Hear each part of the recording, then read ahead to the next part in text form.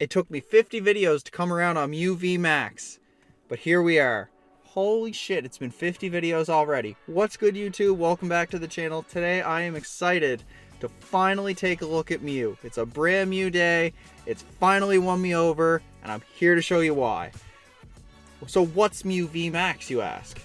So if you're new to the game, or you just kind of want a refresher, or you just want to look at a pretty piece of cardboard, Mew VMAX is a 310 hit point 3 prize Pokemon. So it's the signature Pokemon of the Fusion Strike battle style.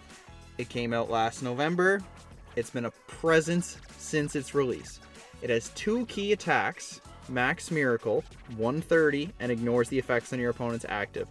That's a useful attack, but that's not the key selling point of the card.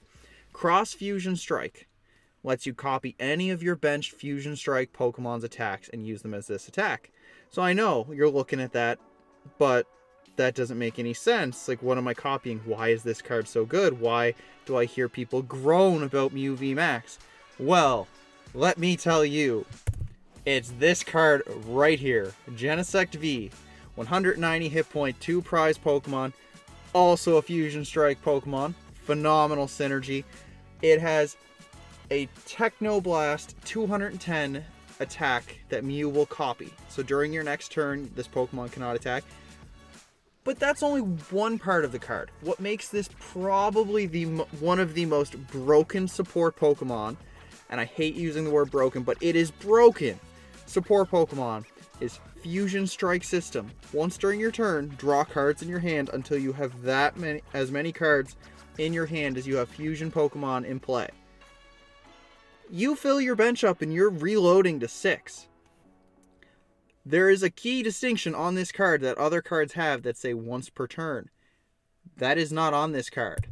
If you have 4 Genesect in play, you may use all 4 of them in one turn. So this combo right here is the key part of the deck. This is what makes Mew disgustingly powerful. These two right here.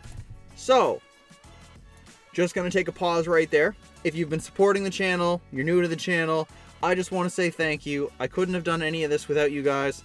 So I'm giving back in one of the few ways. I'm excited for Mew. So what I'm doing is I'm giving out this very Mew list on PTCGO.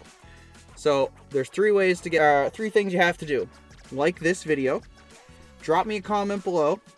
Anything from videos, what you think of Mew, Fusion Strike, Lost Origin, anything that you want to drop down below, feel free. And subscribe to the channel.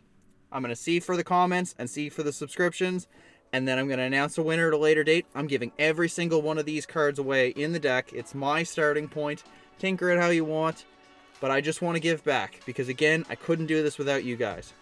So if you want to win a free Mew deck on PTCGO, by all means, this is how it's done. So with that said, let's jump back in. So how to Mew VMAX. Genesect, as we've spoken. So Genesect will let us draw cards. We're trying to draw a lot of cards in this deck. How do we do that? Mew VMAX is a high roll deck. It's a consistent deck. It wants to go fast, it wants to do things fast, and no better way than with Battle VIP Pass. So it only works on the first turn. Search your deck for up to 2 basic Pokemon, put them onto your bench, shuffle your deck. Grab Genesect, grab Mews, grab whatever. Grab a Fusion Strike Pokemon, because Genesect will turn Battle VIP Pass into draw 2 more cards.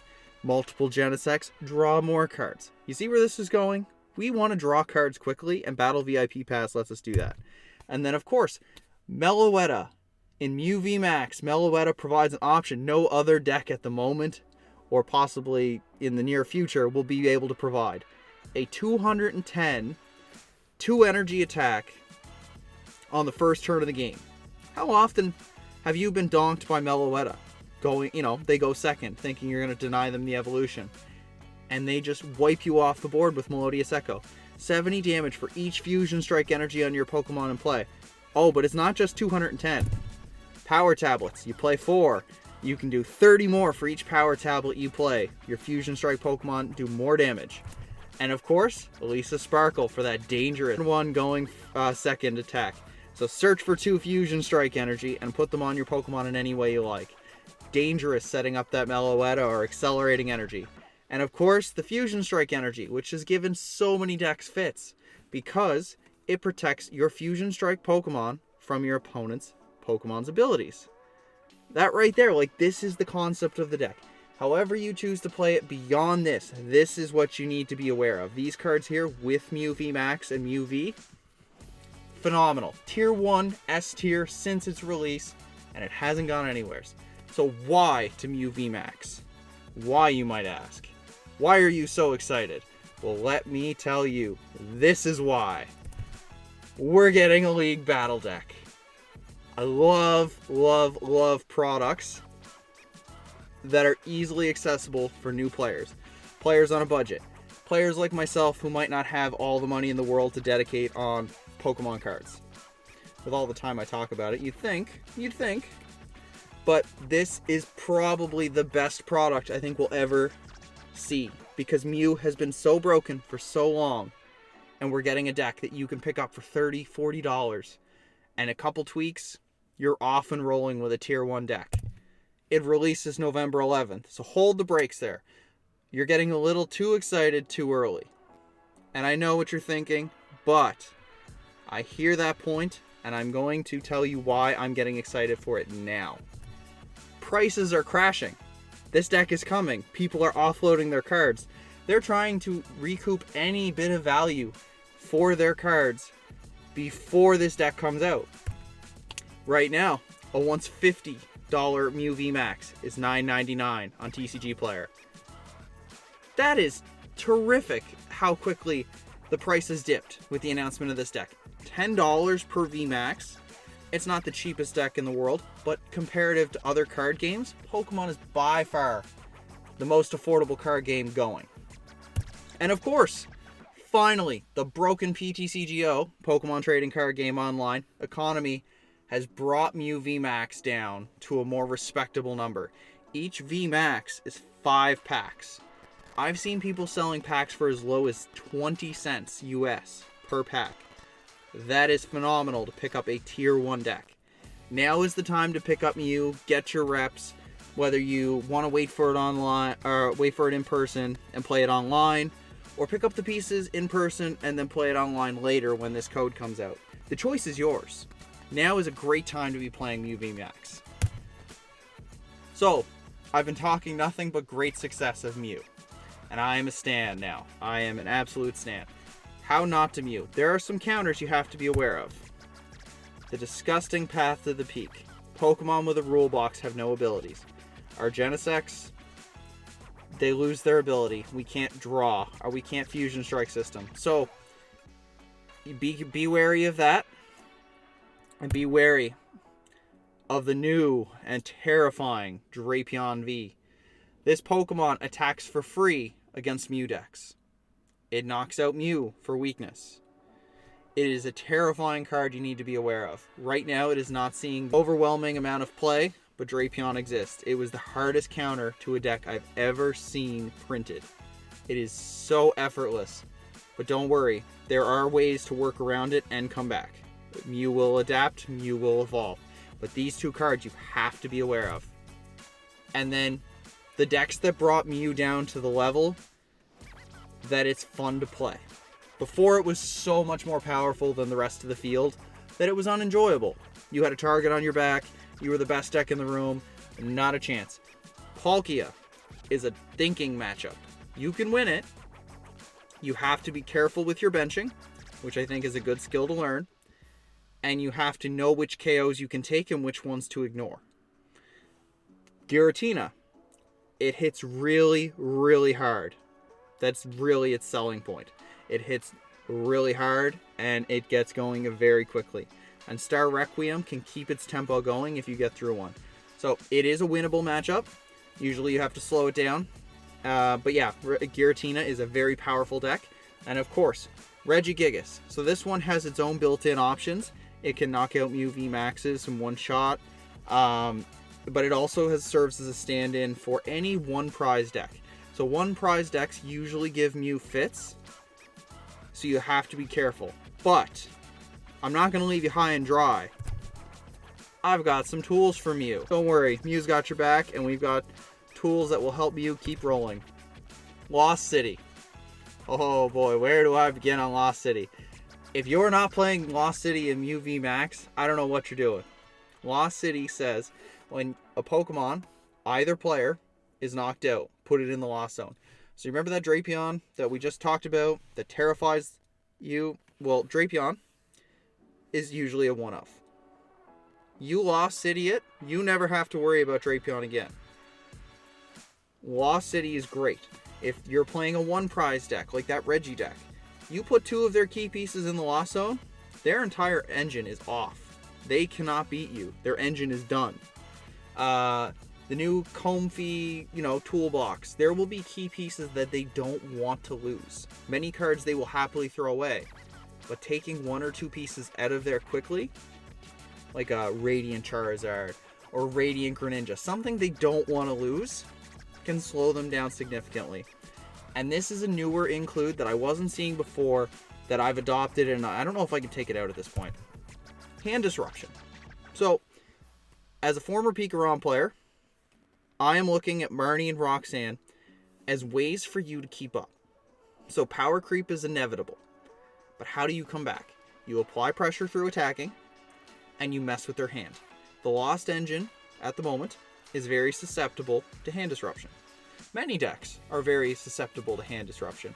A Roxanne down to 2 is a lie, but a Marnie, Marnie is not a lie. Marnie makes everybody tilt. It can be the most disgusting play that you see all game. And throwing 2, 3, 4 in a game, and then just Roxanne. If you want to throw the game away, play the Roxanne, but the Roxanne is an include. The Hand Disruption in this deck, phenomenal. They keep you in the game, they slow them down, they give you a chance to race out ahead in the prizes and do Mew things. And then, of course, there's some new includes that I've been seeing, like Pokestop as an alternative stadium is maybe a 1 or a 2 of, depending on how much you're going to respect one prizers. So you can grab item cards. The deck is primarily items and Pokemon. So Pokestop is a good way to burn through your deck even faster for those turn 1 battle VIP passes and Path to the Peak bumps. Echoing Horn. You ever take something out and you're just like, yeah, that was so great, I want to do it again. Echoing Horn lets you put a basic back and knock it out again. It's even funnier the second time around. So closing thoughts. So I'm trying to contain my excitement. I've been jumping out of the seat. I love playing Mew VMAX in the Lost Origin format. It's now affordable and powerful. The deck that was once unattainable and leaps above is still powerful. You don't feel like the bad guy playing it anymore because there are options and you have to go. But it's super, super cheap. Anytime a powerful deck is on the cheap, you better believe I'm going to be picking it up and trying to play it. And now, it has solid matchups against the rest of the tier decks. So Lost City helps with your one prize matchups. We just try to outrace the other 2 prizers and try to take advantage. And the day that I see 2 Drapions in all decks, or most decks, is, the day I might put Mew down for a little bit. But I don't think that's coming anytime soon. The skill expression, learning your outs, there's so many ways that you can outplay somebody with Mew, and it's so consistent and so powerful that you just have so many options to work with. Like, the game never feels out of reach until they've taken all 6 prizes. Like, you feel like you're in the game until it's over. That's a nice thing that I like about Mew that I haven't come across since Pikachu and Zekrom. And last but not least, this is another reason to get excited. With Mew coming out in November, so you can wait or you can do it now, it's still receiving new support. I don't care what you say. This new tool card, giving you a V-Star power on your Pokemon V, feels like it was basically meant for Mew. And it looks awfully similar to the new tablet challenge they did in Pokemon Unite on how to unlock Mew. So it feels very close to that. So it's like, we're going to hint at that it feels like the best partner is Mew VMAX, but not directly say it's for Mew VMAX. So I think Mew is here to stay until it rotates. So what does this new tool card do? During your turn, search for any one card, put it into your hand, shuffle your deck. You can play as many item cards as you like during your turn. So, Starbirth on Arceus V-Star lets you grab 2 cards. Letting you grab 1 card and put it on any of your Pokemon V, put it on Genesect, put it on a Mew, put it on whatever, typically you're going to put it on a Genesect. That is terrific. You could be missing one key piece for a knockout, and this could flip it over. Grab your Elisa Sparkle for that turn 1 Meloetta Donk. Grab that Boss's Orders. Grab that Power Tablet. Choice Belt. You name it. You now have a free look into your deck and take one card and put it into your hand. Mew is only going to get better, and I cannot be more excited for this deck. I will not say it enough. But if you stuck around until the end, I want to say thank you to everybody who's been around since day one. You guys have been awesome. If you're new to the channel, be sure to like the video, subscribe to the channel for more content, and drop me a comment below. In this case, it helps you potentially win a new Mew VMAX deck, but it also keeps you in tune with future giveaways, other content, and you can also suggest content. So until next time, guys, take care.